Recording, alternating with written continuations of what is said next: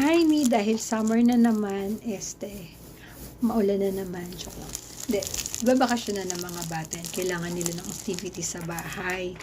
And para i-less na rin ang screen time, kailangan nila ng mapaglilibangan. So why not invest in this diamond painting? Ang size niya ay 30 by 40. Hindi ko na siya bubuksan ha, kasi baka hindi ko siya mabalik. Hihirapan lang ako.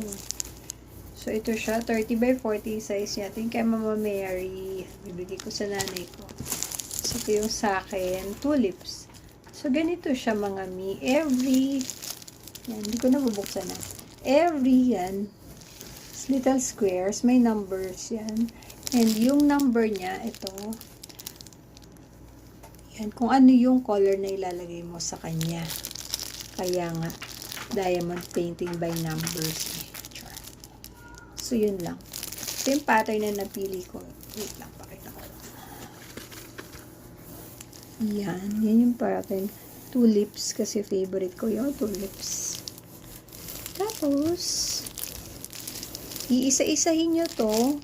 Pag tsuktsak dyan ng mga diamond beads.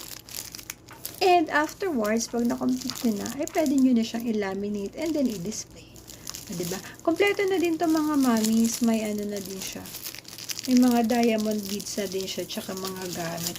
Iingatan nyo nga lang yung mga diamond. Kasi syempre, pag nagkulong kayo, mabubungi yung painting nyo. So, ito na siya. Yun. Yung mga diamond niya, sakto lang din sa bilang nung nandito sa canvas. So, yan. Hindi ko na siya masyadong bubulat-bulat na.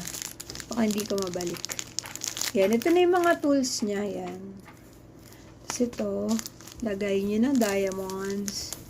Tapos yung mga diamond beads na samot-saring kulay. Yan. Diba? So, yun lang. Papakita ko to sa inyo pag gagawin ko na, ha? Pag di na masyadong busy ang nanay niyo. So, yun lang. Ilalagay ko yung link sa comment. Get yours now.